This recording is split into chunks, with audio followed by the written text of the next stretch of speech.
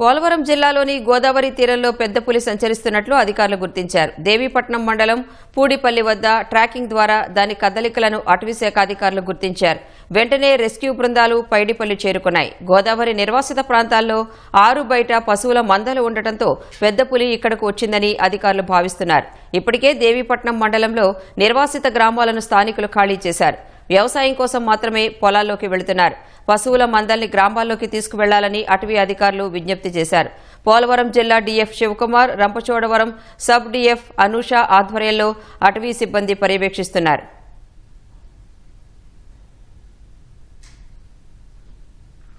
పూడిపల్లి వద్ద పెద్ద పులి సంచారంపై తాజా సమాచారం మా ప్రతినిధి సాయికృష్ణ అడిగి తెలుసుకుందాం. సాయికృష్ణ, పెద్ద పులి గాలింపులకు సంబంధించిన సమాచారం ఏంటి? రాణి, పెద్దపులి ఇప్పుడు ప్రస్తుతం అయితే గోదావరి తీరానికి చేరింది. పూడిపల్లి వద్ద కొండలు గుట్టల్లో అది ఉదయం దాని కదలికలను ట్రాకింగ్ ద్వారా గుర్తించారు. రోజుకొక ఊరు తిరుగుతున్న పెద్దపులి రాత్రి కొత్త వీధి అలాగే అమ్మవారి దేవస్థానం నుంచి దాటుకుంటూ మొత్తం డి రావిలంక మీదుగా ఇక్కడ పూడిపల్లి ఉదయానికి చేరింది.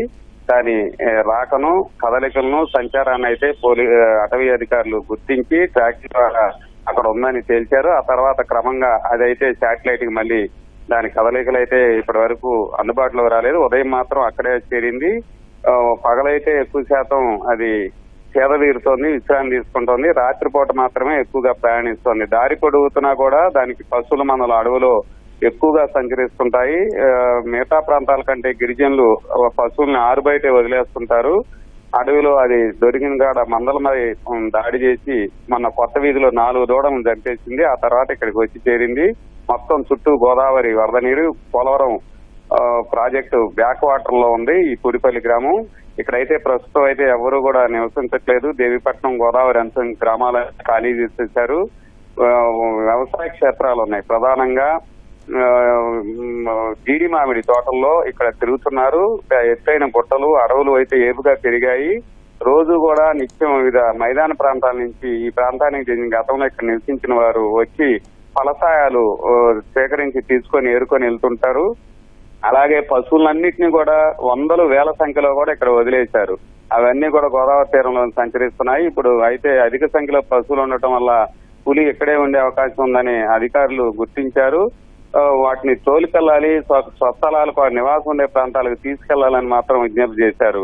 ఎక్కడైనా మారుమూల గిరిజన గుట్టల్లో కొండల్లో ఉంటారేమోనని మైకుల ద్వారా కూడా ప్రచారం చేశారు. ఇక్కడే పోలవరం ప్రాజెక్టుకి యువతల వైపు ప్రసిద్ధాలయం గండిపోచమ్మ ఆలయం ఉంది. ఆదివారం విశేష సంఖ్యలో అక్కడికి గోదావరి ఒడ్డుకి ఆ అమ్మవారి ఆలయం వద్దకు కూడా భక్తులు వచ్చారు.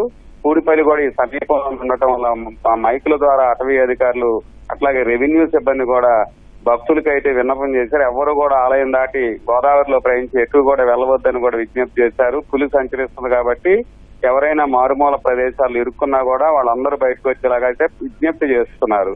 ప్రస్తుతం ఇది ఎటువైపు వెళ్తుంది? ఇంకా ఈ చుట్టుపక్కల అయితే నివాసిత గ్రామాలు ఏమి లేవు.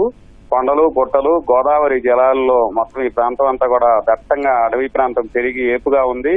మరి పశువులు కూడా అందుబాటులో ఉండటం వల్ల పులి ఎటువైపు వెళ్తుంది అనేది కూడా అంతు చిక్కన పరిస్థితి అయితే ఉంది. దాన్ని ఎట్లయినా కూడా బంధించడానికే ప్రయత్నిస్తున్నారు. ఎందుకంటే ఇప్పటి వరకు సుమారు ఈ గత నెల 14వ తేదీ నుంచి పాపికొండల అభయారణ్యం నుంచి అది వెనక్కి వచ్చిన పెద్ద పులి ఇప్పటి వరకు 25 నుంచి 30 వరకు దూడల్ని పశువుల్ని కూడా చంపేసింది. కాబట్టి ఇంకా మరికొన్ని రోజులు ఎటువైపు సంచరించినా కూడా ఇది తప్పనిసరిగా పశువులపై దాడి చేసి చంపేస్తుంది. కాబట్టి దాన్ని ఎట్లయినా కూడా సురక్షితంగా పట్టుకుందని కానీ ప్రయత్నాలు చేస్తున్నారు అని ప్రస్తుతం అయితే పూడిపల్లి వద్దే ఉంది. రైట్.